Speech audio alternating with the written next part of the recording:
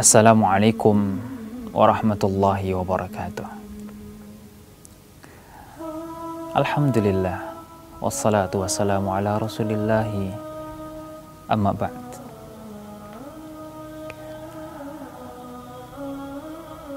Sahabat, kembali bersama saya mengajak Anda untuk beriman sejenak kepada Allah Subhanahu wa Ta'ala. Dikala hati sudah mulai melupakan penciptanya, dikala hati sudah mulai menatap kepada fata morgana dunia, dikala hati tidak lagi merindukan surga, dikala hati tidak lagi waspada akan neraka, kita beriman sejenak kepada Allah Subhanahu wa Ta'ala, mencontoh para sahabat-sahabat Nabi Muhammad sallallahu alaihi wasallam. Ta'alau nu'min sa'a. Mari berkumpul bersama kami. Kita beriman sejenak kepada Allah Subhanahu wa Ta'ala. Saudaraku,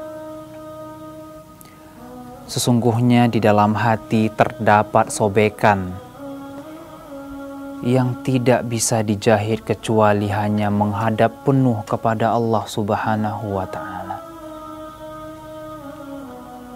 Di dalam hati setiap kita terdapat sebuah keterasingan yang tidak bisa diobati kecuali hanya dengan menyendiri kepada Allah Subhanahu wa Ta'ala.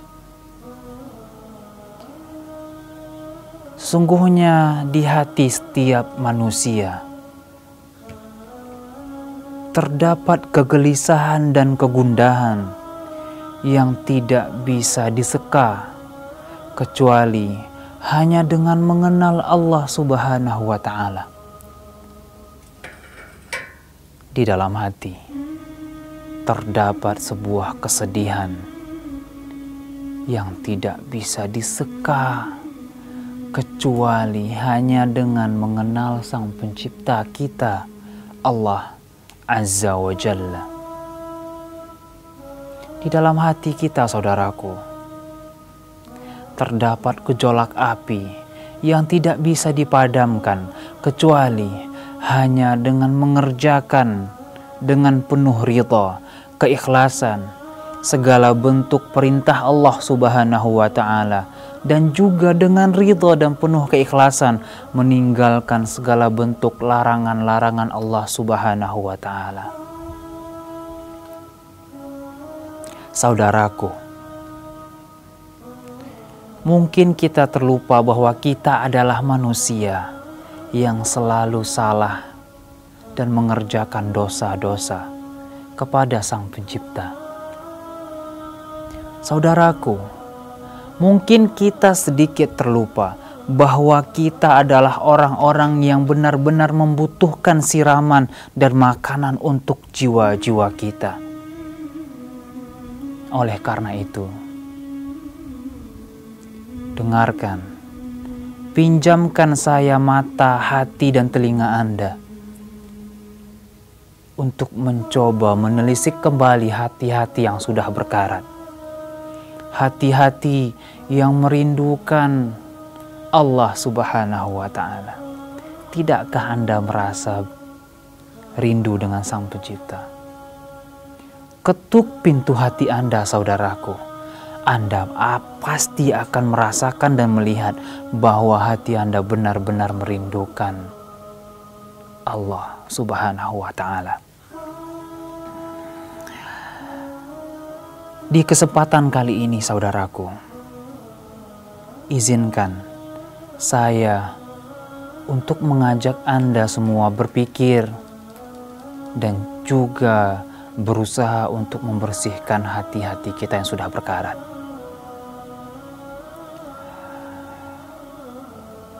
Saudaraku, saya teringat dengan sabda Rasulullah Sallallahu Alaihi Wasallam, "Ihtazza arsyur Rahman limauti Sa'ad ibn Mu'adz." Allahu Akbar.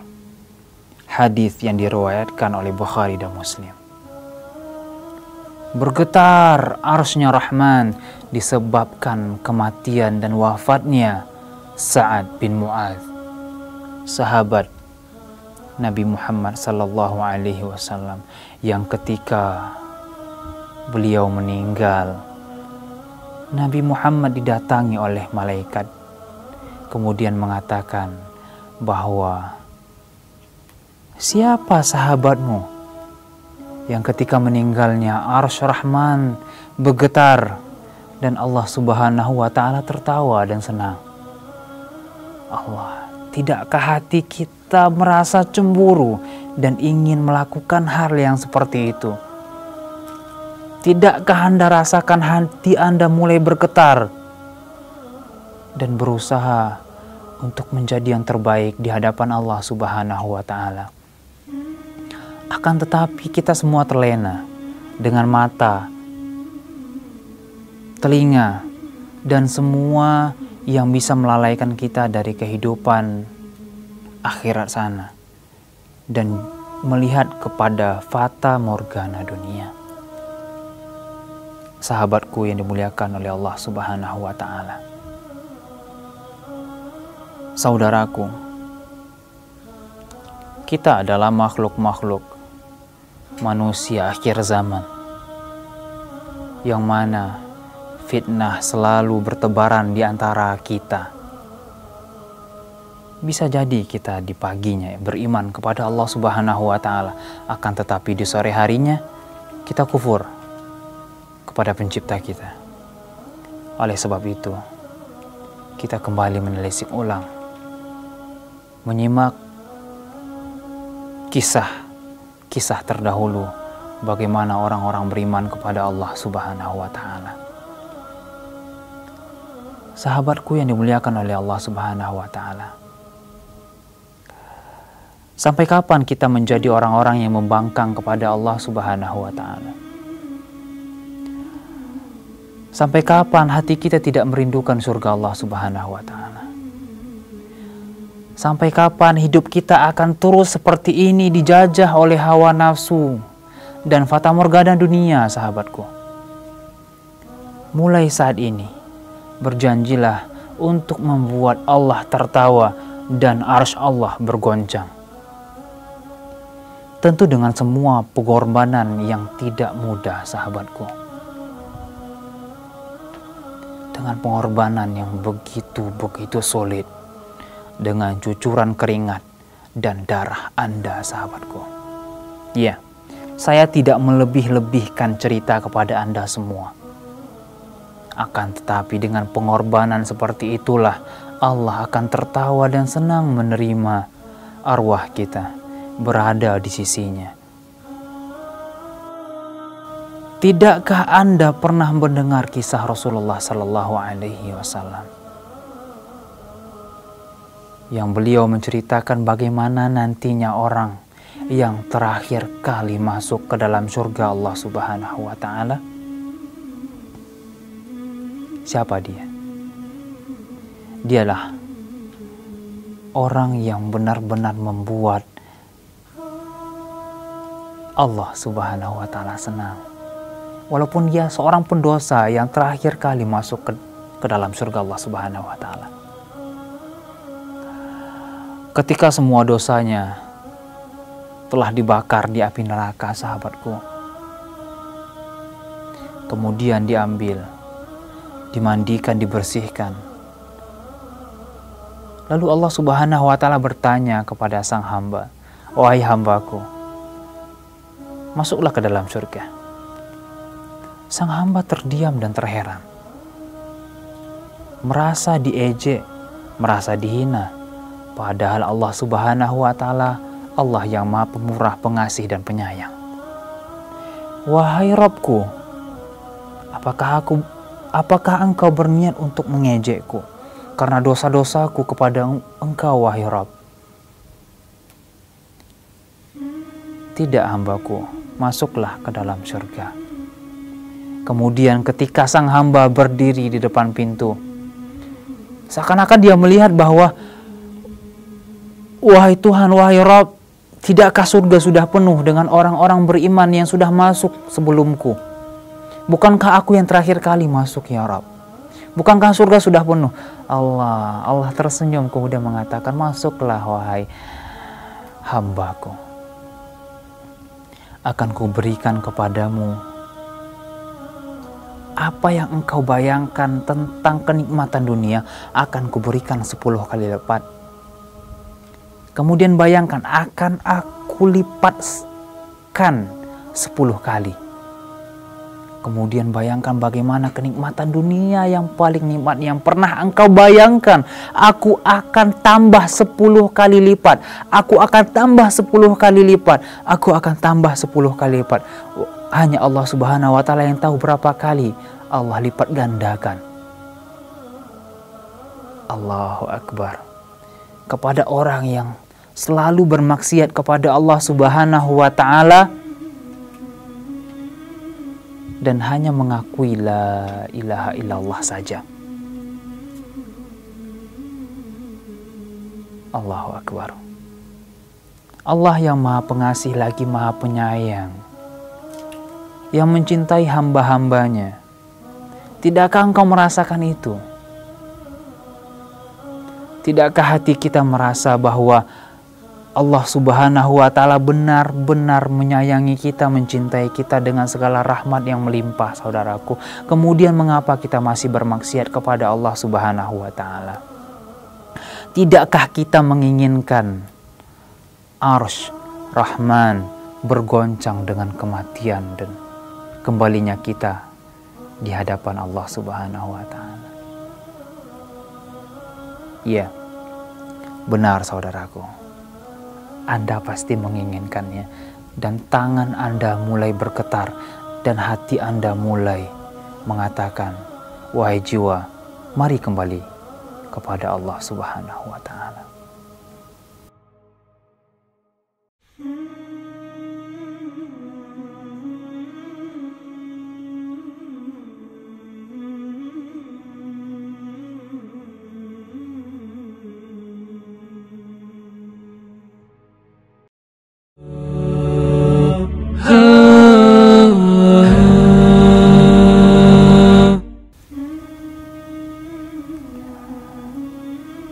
Saudaraku seiman dan seakidah, tidakkah hati Anda mulai bergetar dengan mendengarkan kalimat surga, arsy Rahman, kemudian Allah tersenyum kepada hamba-hambanya?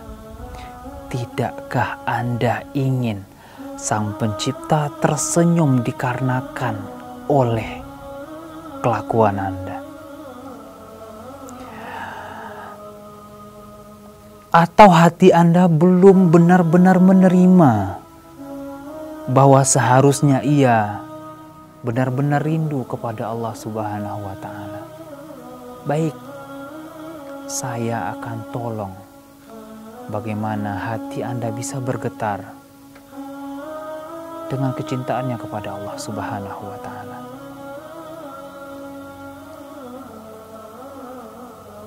Saudaraku, Anda tentu pernah mengagumi seseorang, mungkin di sekitar Anda, atau orang-orang yang ada di negara Anda, atau orang nomor satu yang menjadi perhatian dalam sebuah kaum. Apa yang Anda lakukan dan apa yang dilakukan orang-orang pada abad ini ketika ia menyukai seseorang, mengidolakan seseorang, kemudian bertemu langsung bertatap muka? Ya, Anda pasti tahu jawabannya.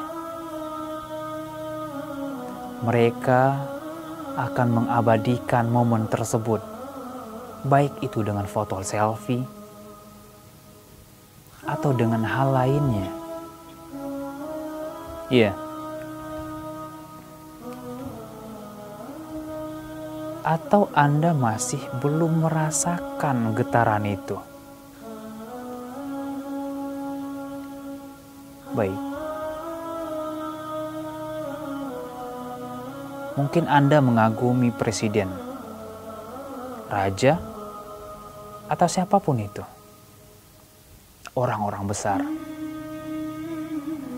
Kemudian memanggil Anda, mengajak selfie bersama. Ya, Anda pasti akan dengan senang sekali kalau menyatakan, "Mari Pak."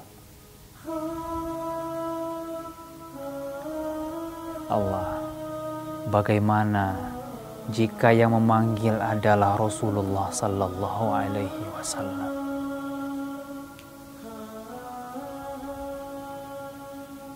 Bagaimana jika yang memanggil adalah Allah Subhanahu wa Ta'ala? Tidakkah engkau merasakan getaran tersebut?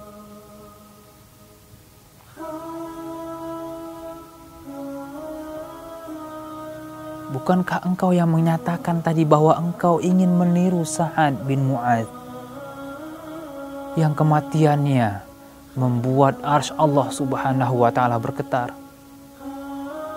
Bukankah engkau yang mengatakannya tadi? Pasti engkau juga yang merasakan getaran hati. Bagaimana jika Nabi Muhammad Sallallahu Alaihi Wasallam dihadirkan, kemudian memanggilmu, mengelus kepalamu, dan memperlakukanmu dengan baik? Tidakkah kerinduan itu muncul?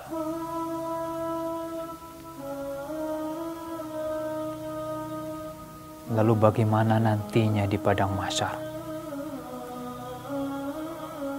Ketika orang nomor satu, orang paling mulia yang pernah diciptakan oleh Sang Pencipta Allah Ta'ala, menunggu umatnya untuk memberikan segelas air kepada orang-orang yang kehausan di padang mahsyar.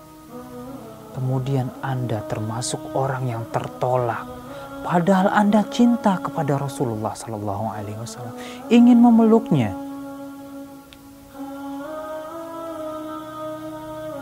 Saudaraku, bagaimana yang memanggil Allah Azza wa Jalla? Bukan 1-2 kali saja.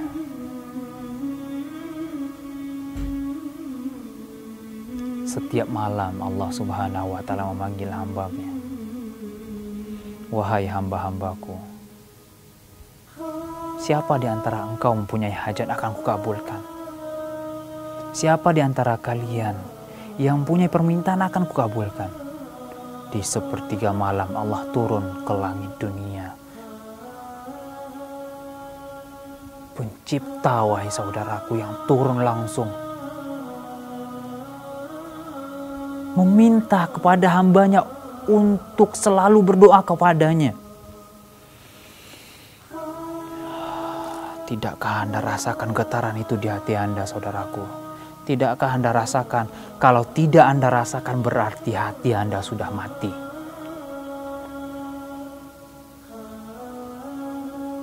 Saya bukan orang suci, saudaraku, dan saya tidak lebih baik dari Anda. Saya adalah pendosa yang memohon ampunan kepada Allah Subhanahu wa Ta'ala dan berusaha untuk memperbaiki diri. Saya bukan orang termulia di antara Anda.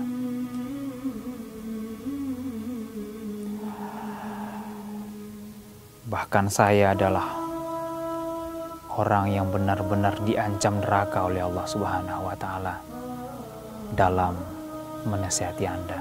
Oleh karena itu, saudaraku, kembali rasakan getaran hati untuk mencapai cita-cita tertinggi, menggetarkan arsy Allah Subhanahu wa Ta'ala, dan membuat Sang Pencipta tersenyum kepada kita.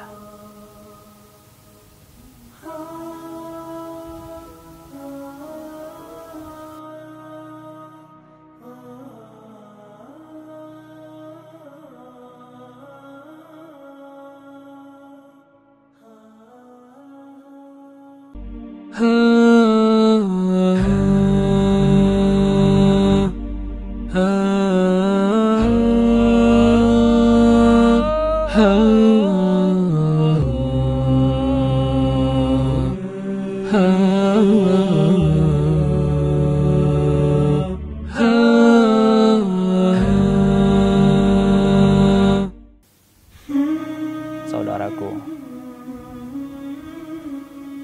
jika Anda ingin arsy Allah Subhanahu wa Ta'ala bergetar dengan kematian Anda seperti halnya Sa'ad bin Mu'adz dan membuat Allah tersenyum kepada Anda, harus ada pengorbanan yang harus Anda lakukan. Anda jangan berangan-angan, saudaraku, membuat Allah tersenyum hanya dengan duduk santai saja. Anda jangan pernah berangan-angan, saudaraku, membuat Allah tersenyum dan arsy Allah berguncang menyambut Anda nantinya hanya dengan kemaksiatan-kemaksiatan yang Anda lakukan.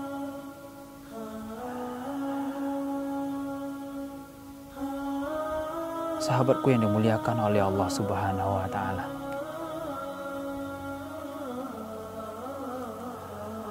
harus ada pengorbanan, tetesan darah, keringat, dan air mata yang Anda lakukan untuk bisa mencapai keridhaan Allah Subhanahu wa Ta'ala.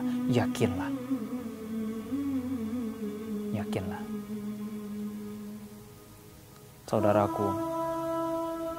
Saudaraku yang dimuliakan oleh Allah Subhanahu wa Ta'ala, sekali lagi jangan anggap saya suci.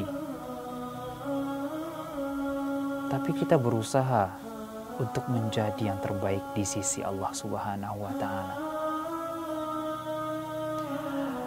Pernahkah Anda mendengar sebuah kisah dua remaja, umurnya belasan tahun, mengikuti perang bersama Rasulullah Sallallahu Alaihi Wasallam? Belasan tahun, saudaraku.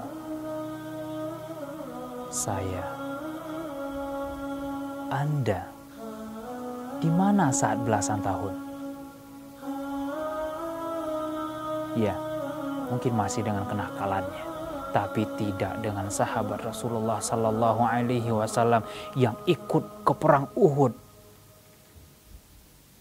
kemudian kembali dengan luka-lukanya, bahkan tidak bisa untuk bangkit berjalan bahkan ke masjid.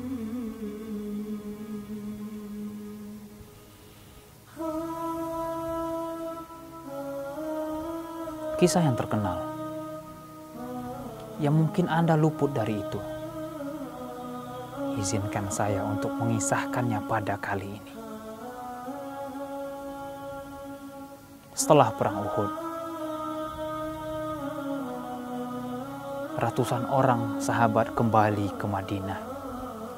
Kemudian datang malaikat Jibril menyampaikan dan menyuruh untuk orang-orang yang ikut, baik yang terluka maupun yang tidak terluka, agar berperang dan mengejar musuh kembali. Sahabatku, saya dan Anda, mungkin setelah, ya bisa dibilang Anda kelelahan setelah bekerja kemudian tidak mau untuk ke masjid. Lalu berharap, ya Allah, aku ingin kematianku seperti Sa'ad bin Mu'adz yang kematiannya menggetarkan arsy-Mu, ya Allah. Kemudian membuatmu tersenyum. Ke masjid saja, Allahu Akbar. Susahnya minta ampun. berbeda dengan pemuda belia belasan tahun. Diumumkan kepada sahabat-sahabatnya agar ikut berperang, baik yang terluka maupun yang tidak terluka. Dua remaja kakak beradik yang tidak mampu untuk berjalan, berkata adik kepada kakaknya, "Wahai kakakku, apakah engkau tidak mendengar seruan Rasulullah SAW untuk berangkat?" Sang kakak membalas, "Bagaimana adikku? Bukankah tubuh kita pun tidak bisa dibawa untuk berjalan?"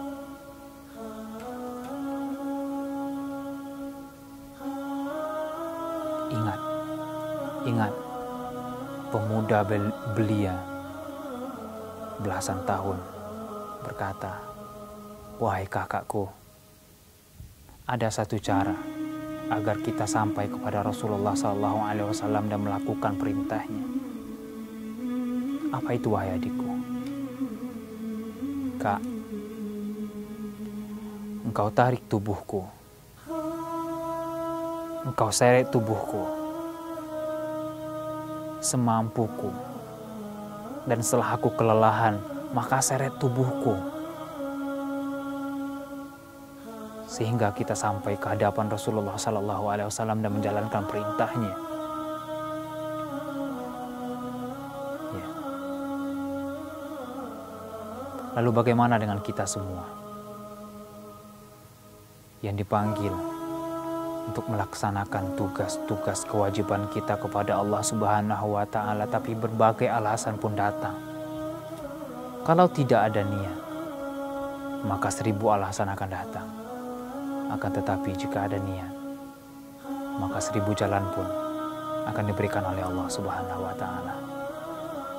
Sahabatku, hari ini kita belajar untuk bagaimana mendidik hawa nafsu kita. Mendidik hawa nafsu kita dan belajar untuk taat kepada Allah Subhanahu wa Ta'ala. Karena taat bukan hal yang mudah, saudaraku. Perlu belajar. Begitulah sahabat-sahabat dan ulama-ulama terdahulu beribadah kepada Allah Subhanahu wa Ta'ala dengan memaksakan dirinya selalu dan terus belajar bagaimana caranya agar taat kepada Allah Subhanahu wa Ta'ala. Paksakan diri Anda. Saya juga akan paksakan diri saya untuk selalu taat kepada Allah Subhanahu wa Ta'ala. Jangan menjadi orang-orang yang bermental dan beriman kerupuk. Ingat, sahabatku, taat kepada Allah Subhanahu wa Ta'ala. Dan berjanjilah Anda bercita-cita bahwa kematian Anda akan menggoncangkan arsy Rahman dan membuat pencipta kita tersenyum menyambut kita berada di sisinya. Wabillahi taufiq wal hidayah. Wassalamualaikum warahmatullahi wabarakatuh.